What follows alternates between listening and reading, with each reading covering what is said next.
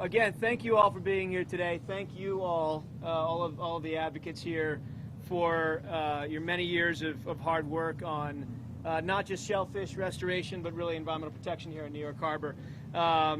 We've almost unthinkable to look back 30 years ago to what this park was and what it is today. Walled off from the community 30 years ago today, now obviously a vibrant park, and we have the chance to then think about the water quality as it's recovered, what we can do to enhance restoration. So it's really exciting today.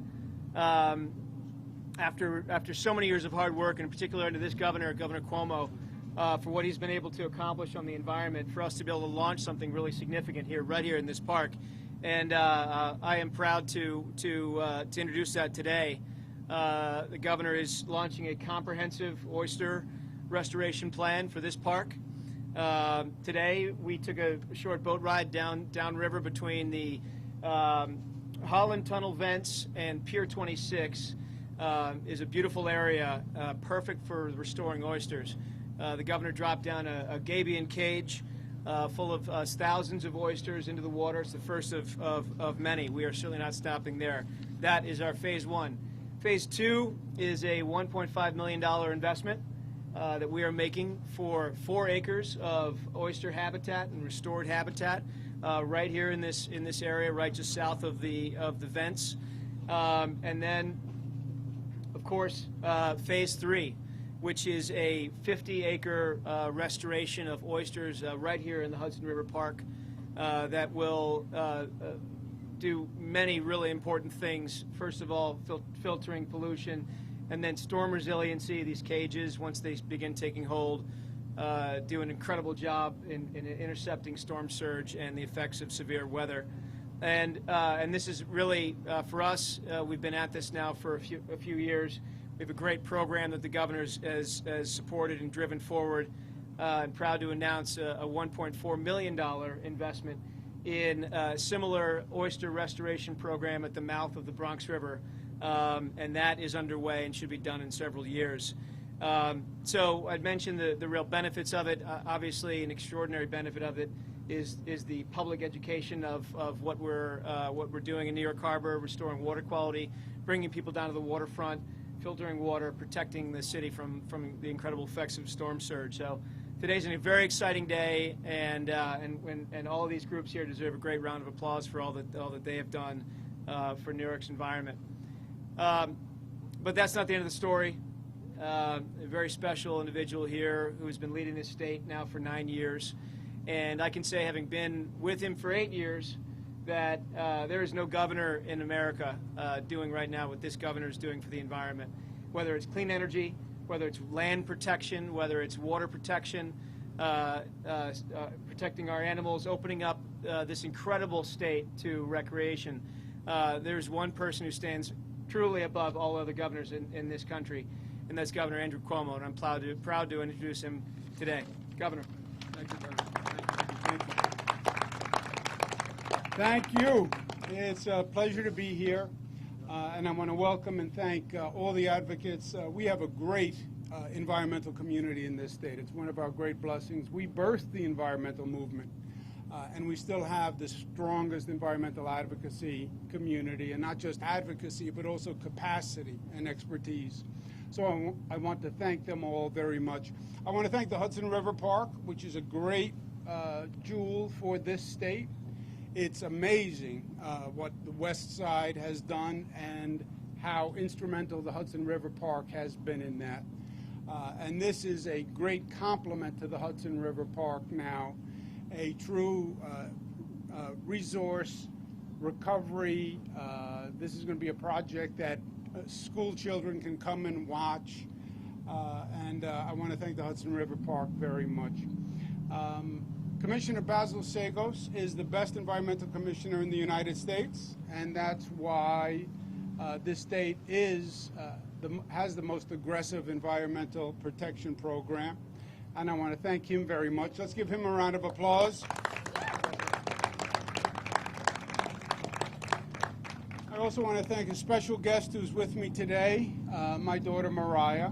And it's appropriate that she's here because what we're talking about is going to be more for her benefit and for the next generation's benefit than anyone else. The Native Americans have a great proverb that says so much. We didn't inherit the earth from our parents, we're borrowing it from our children. We are just public stewards.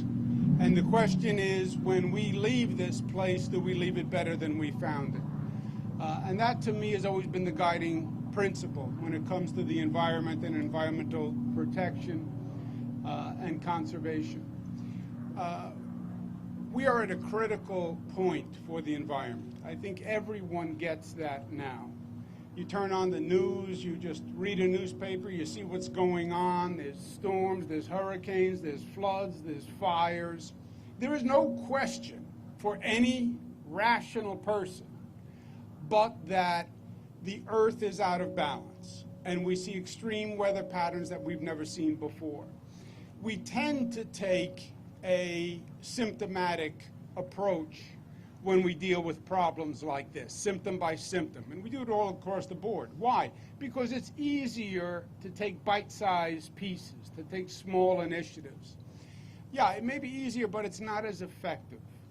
Find the illness and treat the illness. The illness when it comes to the environment is that we have polluted our environment, whether it's air, water, land. We've done it for decades. We thought we were immune from any repercussions, and we were wrong. And now it's coming back to bear bad fruit. We polluted and we destroyed the natural defenses that were built in originally by Mother Nature. We did both. We made it worse and we destroyed the system that was there to protect it and to clean it. So what do you have to do? You have to stop doing harm, stop the pollution, clean it up, and then restore the natural systems. The Hudson River is a perfect metaphor for this. This was at one time truly endangered as a river. It was polluted all along the river, especially up north from General Electric. We've gone through an extensive protection period and cleanup period.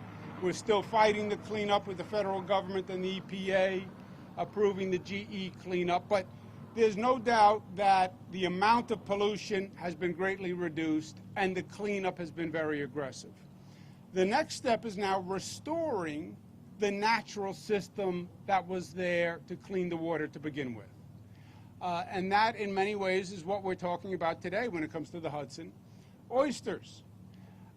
When Henry Hudson first came up this river, there were 350 square miles of oysters.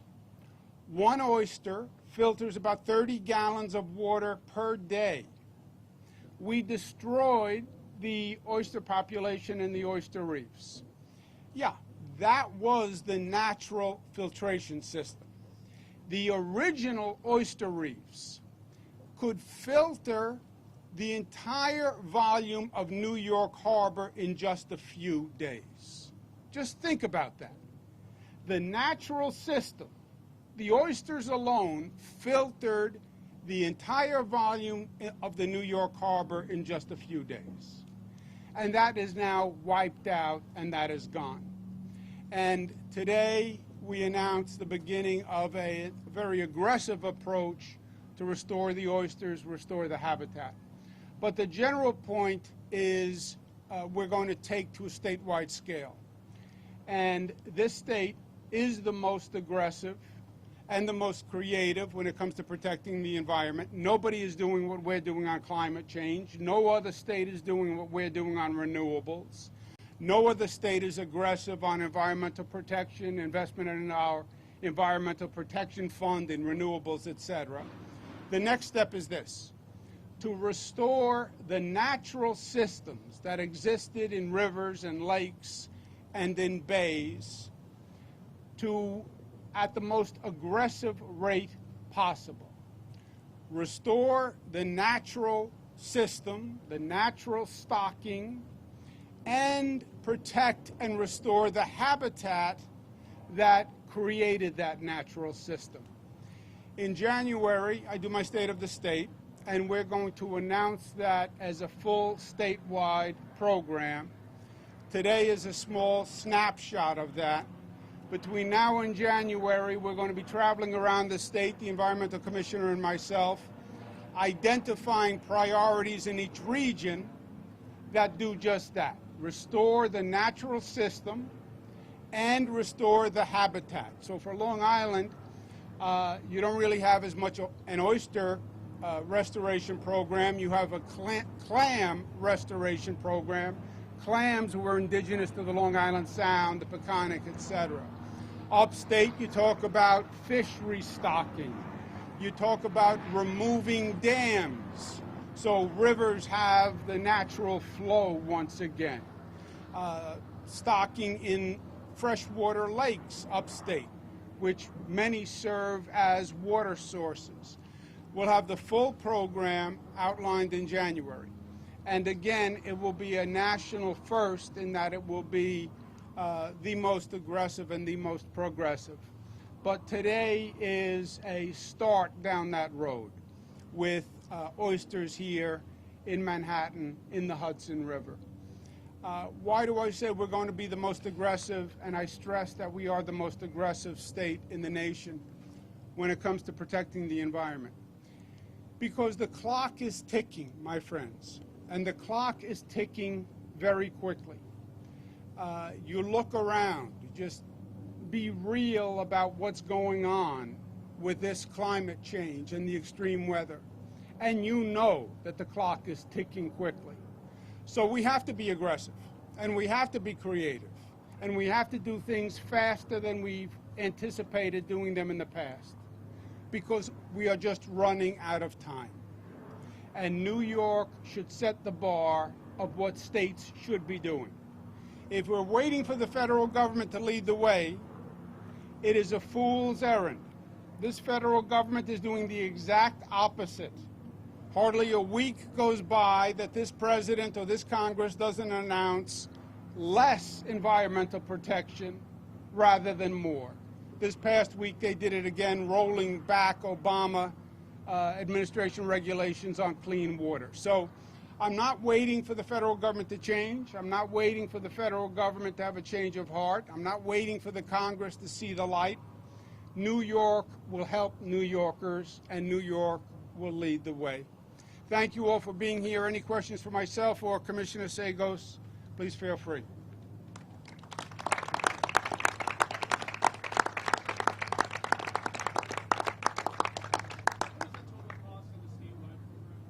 We will,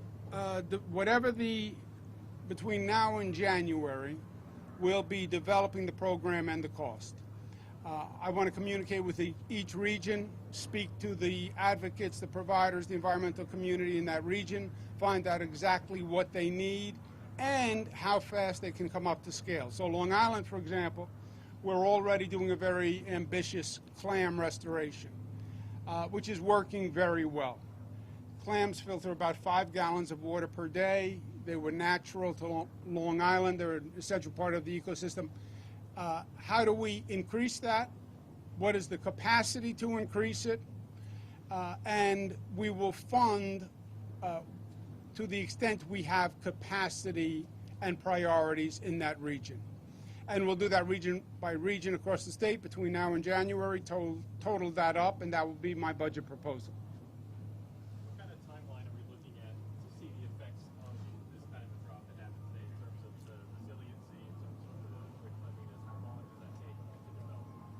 Well, I'll ask the commissioner for specifics. But look, it makes a difference today, right? Oysters, one oyster does 30 gallons per day. One clam in Long Island is 5 gallons of filtration per day. The resiliency, the natural system for resiliency were the oyster reefs. We destroyed them. We're now rebuilding a resilient border around Manhattan. Yeah. Because we destroyed the oyster reefs, which were a major step towards resiliency. But the question is not when do you see results. You see results immediately. The question is how fast can we get to scale, and what is scale? Will the natural reefs ever be restored, or are you going to have to do this Well, to get to, you had 350 square miles of oysters, right, when Hudson came up this river. They were the food source. We used the shells to make roads. I don't think you ever get back to what was here. The question is, how much can you get done and how quickly can you get it done? And whatever, that's what we were just discussing on the boat when it comes to oysters. That's what we've been talking about on Long Island with clams. How many can you grow? How fast? And how many can we plant? And as much as we have the capacity to do, I would do immediately. Because you're right, we'll never get to where we were. So the question is, restore as much as you can as quickly as you can. Commissioner?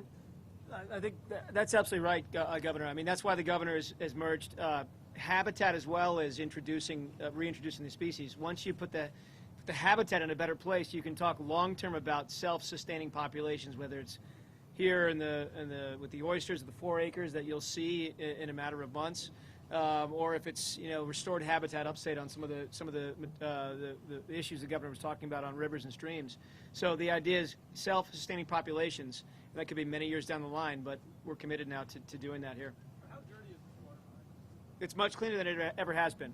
I mean, this right now, 30 years ago, 40 years ago, people were not coming down to the waterfront for good reason. It smelled and it was dirty. Billions of dollars of investment, the state's driven, that the city has made over the years as well, has changed the fortunes of this waterway. Is it done yet? Absolutely not. But we will at least have a chance to see that in our lifetimes, water quality that meets water quality standards around the clock. Do you have metrics for what you're expecting to happen with the oysters and droughts? Like, how do you measure success? Well, we know when a mature oyster gets in the water, it's going to filter out, as the governor mentioned, those 30 gallons a day. I mean, that once we know how many are in there, then we can do the calculations as to how many gallons are being filtered out every day. So that's your metric. But we're going to use numbers of oysters to know the volume being cleaned, as well as the acreage, which is important for all those other things that the governor talked about, climate resiliency, storm surge, and then the public education component as well. Okay, any other questions? Right here. As the Trump administration scales back regulations on different industries, will New York State be implementing stricter regulations for the environment? We will, if necessary, but state regulations, unless the federal government specifically countermands the state regulations apply, and we already have some of the most aggressive standards in the country. If they did something to scale back New York standards, then yes, then we would compensate. Okay? Thank you all very much. Thank you.